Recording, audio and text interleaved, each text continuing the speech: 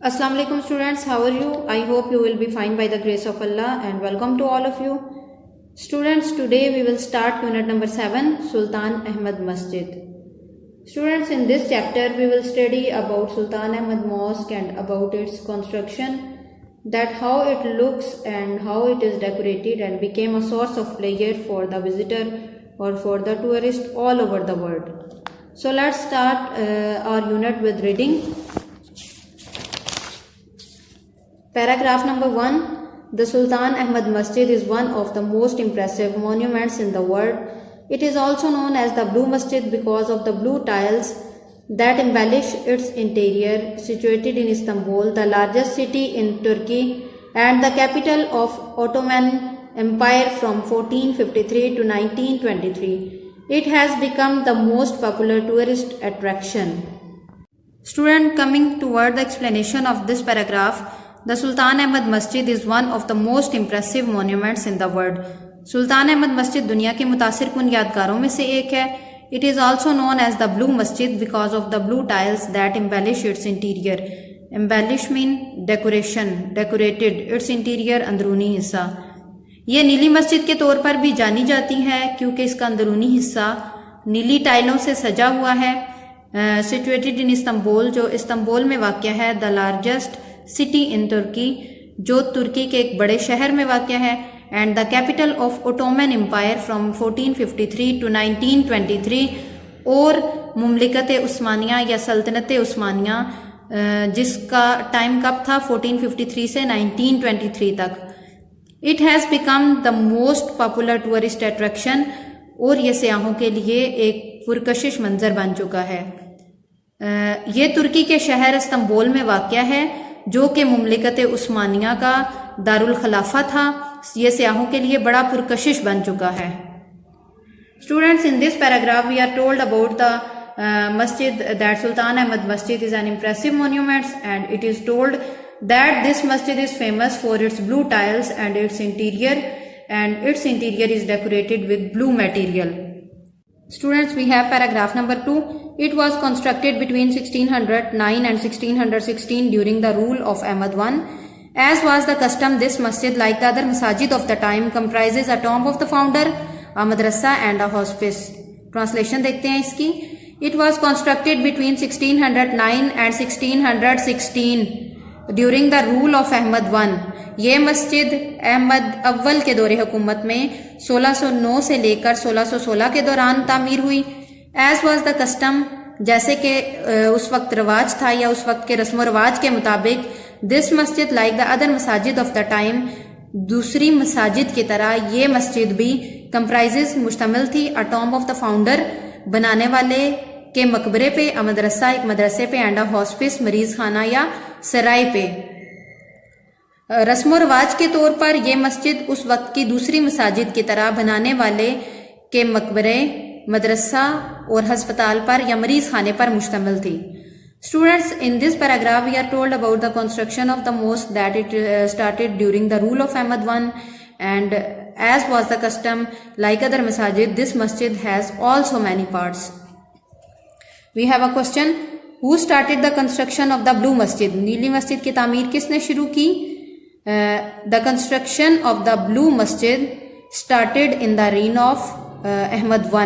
Ahmad I के दौरे हुकूमत में हुई और उसने शुरू करवाई कब? 1609 से लेके 1616 के दरमियान. Students, paragraph number 3. The construction of the masjid started in 1609. The royal architect Sadafar Mehmet Agha was appointed by the Sultan as in charge of the project. The opening ceremony was held in 1616. Unfortunately, the Sultan could not see the completion of the masjid in his life.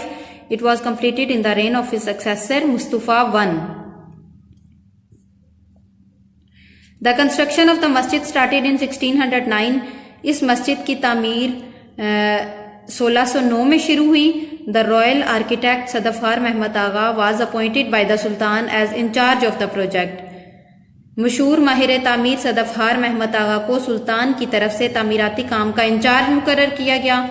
The opening ceremony was held in 1616. इसकी इफ्तिताई तकरीब 1616 में मुनक्किद हुई. Unfortunately, the Sultan could not see the completion of the masjid in his life. बदकिस्मती से सुल्तान इस मस्जिद की तकमील अपनी ज़िंदगी में ना देख सका. It was completed in the reign of his successor Mustafa I. ये उसके जानशीन मुस्तफ़ा अव्वल के दौरे हुकूमत में मुकम्मल हुई. Students, in this paragraph we are told about the construction of the mosque, that it started in 1609 and its opening ceremony was held in 1616. But Sultan could not see the completion of this mosque because he had passed away. We have a question: in whose reign was the construction of the Blue Mosque completed or Blue Masjid completed? The construction of the Blue Masjid was completed in the reign of Mustafa I, who was the successor of Sultan. The Blue Masjid reflects the architectural style of both the Ottoman Masjid and Byzantine Church. Hagia Sophia, a masjid, one of the wonders of the Muslim architecture, was also kept in view as a model. The Blue Masjid even today is considered to be unmatched in splendor, majesty and size. The Blue Masjid reflects the architectural style, fan-e-tameer of both the Ottoman Masjid, Usmania Masjid and Byzantine Church or Byzantini Church. नीली मस्जिद का design मस्जिद उस्मानिया और बाज़ंतीनी church की इर्तिका का हामिल है और इसके फ़न तामीर की अक्कासी करता है. हाया सोफिया मस्जिद, one of the wonders of the Muslim architecture, was also kept in view as a model. मस्जिद हाया सोफिया, जो कि मुस्लिम फ़न सकाफ़त का एक नमूना था, इसके मॉडल को भी मद्देनज़र रखा गया. द ब्लू मस्जिद even today is considered to be unmatched in splendour, majesty and size. नीली मस्जिद आज भी अपनी शान शौकत, अजमत और हुजम में किसी की सानी नहीं.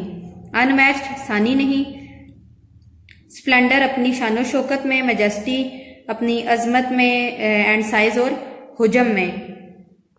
Students, in this paragraph we are told about the unmatched splendour of the मस्जिद and this paragraph tells us about the Blue Masjid, that it is one of the best style of Muslim architecture.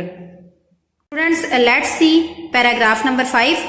The masjid has a spacious forecourt surrounded by a continuous vaulted arcade. It has ablution facilities on both the sides. In the center there is a fountain which is rather small in contrast with the magnitude of the courtyard. A heavy iron chain is hung at the upper part of the court entrance at the western side. This side was meant for the Sultan alone. The chain was put there so that the Sultan had to lower his head every time he entered the court. It was a symbolic gesture to ensure the humility of the ruler in the face of the divine power. Let's see the explanation of this paragraph. The masjid has a spacious forecourt, एक बड़ा सहन, surrounded जो घेरा हुआ है by a continuous vaulted arcade, मेहराबी कितारों से. मस्जिद का खूबसूरत और बड़ा सहन मेहराबी कितारों से घेरा हुआ है. It has ablution facilities on both the sides. इसके दोनों तरफ वजू की सहूलतें मौजूद हैं. In the center there is a fountain which is rather small in contrast with the magnitude of the courtyard. इसके दरमियान एक फवारा है जो सहन के हुजम की मुताबिकत से या सहन के हुजम की निस्बत छोटा है. A heavy iron chain is hung at the upper part of the court entrance at the western side. और एक भारी लोहे की जंजीर अदालत के ऊपरी मगरबी हिस्से में दरवाजे के ऊपर लटकी हुई है. This side was meant for the sultan alone. और ये रास्ता सिर्फ सुल्तान के लिए मखसूस है. The chain was put there so that the sultan had to lower his head every time he entered the court. और इस चेन का मकसद सिर्फ ये है कि ताकि सुल्तान को हर बार अदालत के अंदर दाखिल होते हुए सर झुकाना पड़े. It was the symbolic gesture to ensure the humility of the ruler in the face of the divine power. एक अच्छी हुक्मरानी को यकीनी बनाने के लिए अल्लाह ताला के सामने ये आजिज़ी की अलामत है. Students, let's move to the explanation of this paragraph in simple English. This paragraph describes the size of the forecourt and its decoration. The most important point of this paragraph is that a chain which is hung for the purpose that Sultan has to lower his head every time in front of the divine power. It means in front of Allah. We have a question: for what purpose does a heavy iron chain hang there? A heavy iron chain hang there so that Sultan had to lower his head every time he entered the court. Paragraph number 6. The interior of the masjid at the lower level is lined with more than 20,000 handmade ceramic tiles in more than 50 different tulip designs. At the gallery level, the design becomes flamboyant with representation of flowers, fruit and cypresses. The interior of masjid at the lower level is lined with more than 20,000 handmade ceramic tiles in more than 50 different tulip designs. मस्जिद का अंदरूनी हिस्सा हाथ से बनी हुई 20,000 से ज़ायद tiles, 50 से ज़्यादा पत्तियों के डिज़ाइन या पत्तियों के तरह के नमूनाजात पर मुश्तमिल है. At the gallery level, the designs becomes flamboyant, शोलानुमा, with representation of flowers, fruit and cypresses. Gallery की सतह तक ये डिज़ाइन फूलों, फलों और लंबे सरसब्ज़ दरख्तों को जाहिर करते हुए शोलानुमा बन जाते हैं. Students, in this paragraph, we are told about the decoration, or you can say about the interior of the masjid, that the decoration includes handmade ceramic tiles, flowers design, which enhance the beauty of the interior, or which increase the beauty of the blue masjid. Paragraph number 7. The upper level of the interior is adorned with blue paint. More than 200 stained glass windows with intricate designs allow natural light to brighten up its interior, and the chandeliers further illuminate it with their glow. The decorations include ayats from the Holy Quran. The floors are covered with carpet. The upper level of the interior is adorned with blue paint. अंदरूनी ऊपर वाली सतह का हिस्सा जिसको नीले रंग से सजाया गया है, मीन्स के आधी दीवारों पे अगर टाइल्स लगी हुई हैं तो जो बाकी आधी दीवारें बचती हैं उन पे ब्लू पेंट किया गया है. More than 200 stained glass windows with intricate designs, ऐसी खिड़कियां जिन पर मुख्तलिफ किस्म के डिजाइन बनाए गए हों. Allow natural light to brighten up its interior and the chandeliers mean फानूस further illuminate it with their glow. 200 से जायद शीशे की खिड़कियां जिन पर मुख्तलिफ डिजाइन बने हुए हैं, जिनसे कुदरती रोशनी अंदर आती है जो इसके अंदरूनी हिस्से को ज्यादा चमकदार बनाती है, और इसमें लगे फानूस अपनी चमक से इसको मजीद रोशन करते हैं. द डेकोरेशंस इंक्लूड आयात फ्रॉम द होली कुरान, और इस आराइश में कुरान करीम की आयात भी शामिल हैं या कुरान करीम की आयात से इसको आरास्ता किया गया है. The floors are covered with carpets, फर्शों पर कालीन बिछाए गए हैं. Students, in this paragraph we are told about the interior, that the interior of the masjid is adorned with blue paint and there are many windows and there are different designs on the window, and the windows allow light to brighten the interior, and ayat from the Holy Quran also include in decoration. Paragraph number 8. The most important element in the interior of the masjid is the mihrab, which is made of finely carved marble. To the right of the mihrab is a richly decorated pulpit. The masjid is so designed that even when it is most crowded, everyone in the masjid can listen to and look at the imam. Explanation देखते हैं इसकी.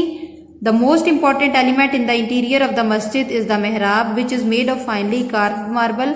Carved हाथ से घड़े गए या हाथ से तराशे गए मार्बल, संगमरमर. मस्जिद का अंदरूनी हिस्सा जिसका सबसे अहम अंसर मेहराब है, जिसको हाथ से घड़े गए या हाथ से तराशे गए संगमरमर से तैयार किया गया है. To the right of the mihrab is a richly decorated pulpit, और इस मेहराब के दाएं तरफ खूबसूरती से सजाया गया मिंबर है. The masjid is so designed that even when it is most crowded, everyone in the masjid can listen to and look at imam. मस्जिद को इस तरह बनाया गया है कि जब ये मुकम्मल तौर पर लोगों से भरी होती है तो हर कोई इमाम साहब को देख और सुन सके.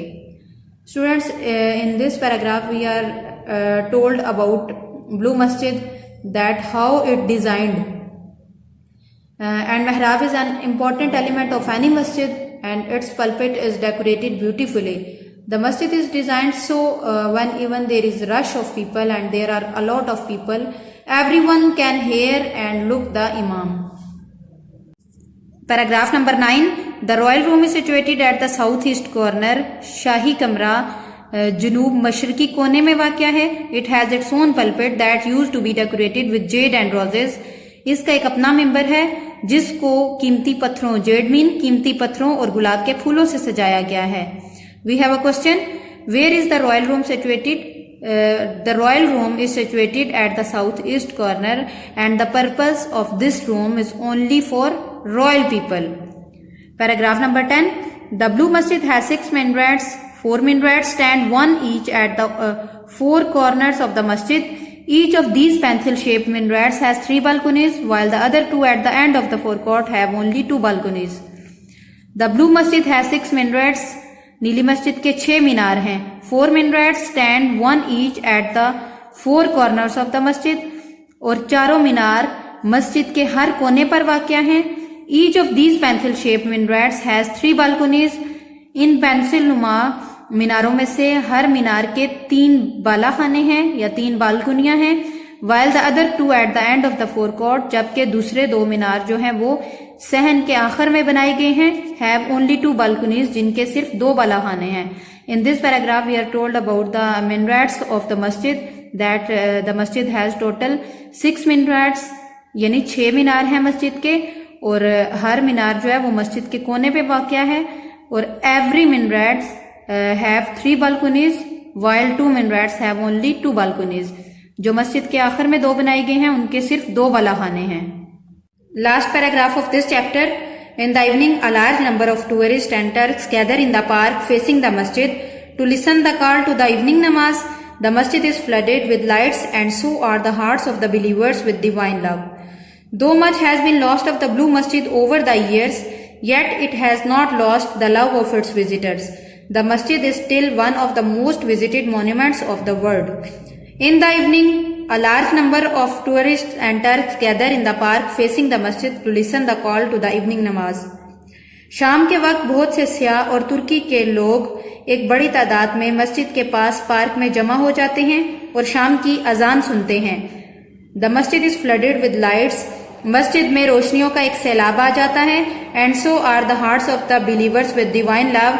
और मोमिनों का दिल अल्लाह ताला की मोहब्बत से भर जाता है, या यूं महसूस होता है कि जैसे अल्लाह ताला मोहब्बत के साथ मोमिनों के दिलों में मौजूद हैं. Though much has been lost of the blue masjid over the years, yet it has not lost the love of its visitor. अगरचे गुज़श्ता सालों में नीली मस्जिद बहुत कुछ खो चुकी है, लेकिन अभी तक अपने सियाहों की मोहब्बत नहीं खो सकी. The masjid is still one of the most visited monuments of the world. मस्जिद दुनिया की अक्सर यादगारों में सबसे ज्यादा सैर की जाने वाली एक जगह है या एक यादगार जगह है. Students, in last paragraph we are told about the evening view of the masjid, that in evening people gather and hear the call for namaz, and after many years blue masjid still a source of attraction for the tourist. Moving toward the glossary of this chapter, and we have to write the meanings of all these words. Impressive, remarkable, memorable एक मुतासिर कुन यादगार. Hospice and in एक सराय, इन कहते हैं सराय को. A short living place for travellers मुसाफिरों के रहने के लिए एक मुख्तसर सी जगह. इम्बेलिश, डेकोरेट सजाया हुआ. फ्लैम पॉइंट कलरफुल, ब्राइट, शोलानुमा जो किसी चीज की खूबसूरती में इजाफा करता है. Interior inside. Carved to cut wood or stone to make print on them, to make design on them.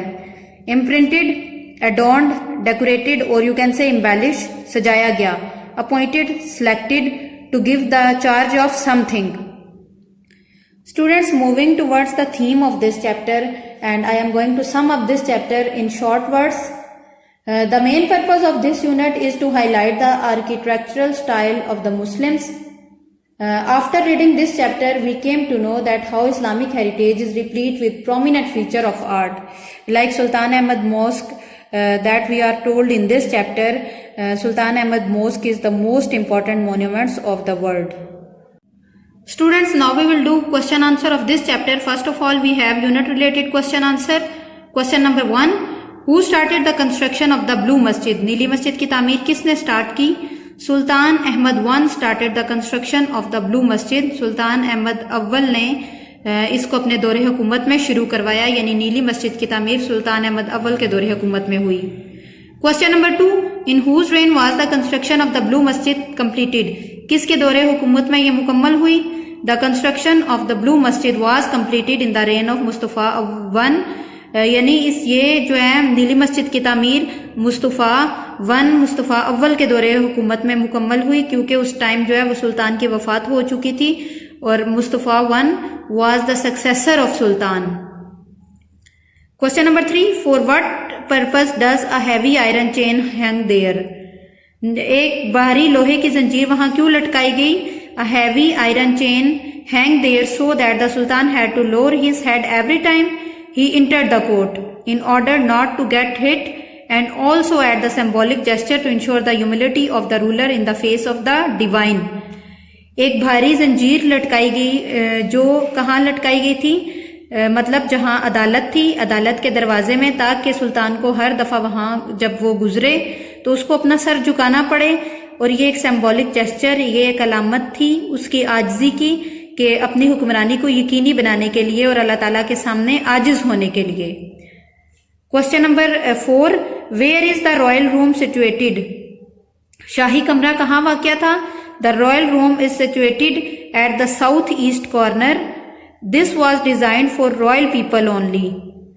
ये साउथ ईस्ट कॉर्नर जनूब मगरबी कोने में वाक़या था और इसका मकसद सिर्फ शाही लोग थे, यानी शाही लोगों के लिए तामीर किया गया। Let's move to comprehension question answer of this unit.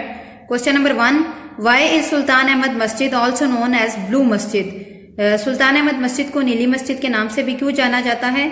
Sultan Ahmad masjid is also known as blue masjid because of its blue tiles that embellish its interior. इसको नीली मस्जिद के नाम से भी जाना जाता है क्योंकि इस मस्जिद को नीली टाइल्स और नीले रंग से आरास्ता किया गया है। Question number 2, who was appointed as the architect of the मस्जिद? किसको एक मामार के तौर पर अपॉइंट किया गया? The royal architect Sedefkar Mehmed Agha was appointed as an architect of the masjid by the sultan. यानी सदफहार महमद आगा को इस काम के लिए या इस मंसूबे का इंचार्ज मुकर्रर किया गया। Question number 3, what was the purpose of hanging a heavy iron chain eight the entrance of the court? एक भारी जंजीर लटकाने का क्या मकसद था अदालत के बाहर? The heavy iron chain was hung at the entrance of the court on the western side. This was meant that sultan had to lower his head every time he entered the court. This was the symbolic gesture of the humility of the ruler. ताकि सुल्तान को हर दफा अदालत में दाखिल होते हुए अपना सर झुकाना पड़े और अपनी अच्छी हुक्मरानी को यकीनी बनाने के लिए, और अल्लाह ताला के हुजूर आजिज़ी और इनकिसारी से झुकने के लिए वहां एक भारी जंजीर लटकाई गई थी, जो कि मगरबी कोने पे वाक़या थी या जो मगरबी तरफ वाक़या थी। Question number 4, how does the interior of the masjid look? मस्जिद का अंदरूनी हिस्सा कैसा दिखाई देता है? The interior of the masjid is embellished with blue tiles which gives its interior an attractive look. Its interior is adorned with blue paint. मस्जिद का अंदरूनी हिस्सा जो है वो ब्लू टाइल्स की वजह से बहुत अट्रैक्टिव, बहुत दिलकश दिखाई देता है और इसका अंदरूनी हिस्सा नीले रंग से सजाया गया है। Question number 5, what do you think Madrasa and hospice were part of the मस्जिद? आपका क्या ख्याल है कि क्यों थे मदरसा और जो सराय था, इन था, वो मस्जिद के पार्ट क्यों थे? Madrasa and hospice were usually built with masjid in that era. अक्सर उस दौर में हॉस्पिस और जो थे मदरसा थे वो बिल्ड किए जाते थे। Madrasa was build so that students could get education of Islam. मदरसा इसलिए था ताकि तालिबे इल्म इस्लामी तालीम हासिल कर सकें। The hospice was build for the travellers, और जो सराय था, जो इन था, वो ट्रैवलर्स के लिए, मुसाफिरों के लिए तामीर किया गया। Question number 6, who constructed masjid Sophia? मस्जिद सोफिया किसने तामीर की? Hagia Sophia masjid was constructed by an Ottoman caliph. एक जो उस्मानी खलीफा था उस्मानी सल्तनत का, उसने तामीर की थी और उसके दौर में शुरू हुई, जिसका नाम सुल्तान था।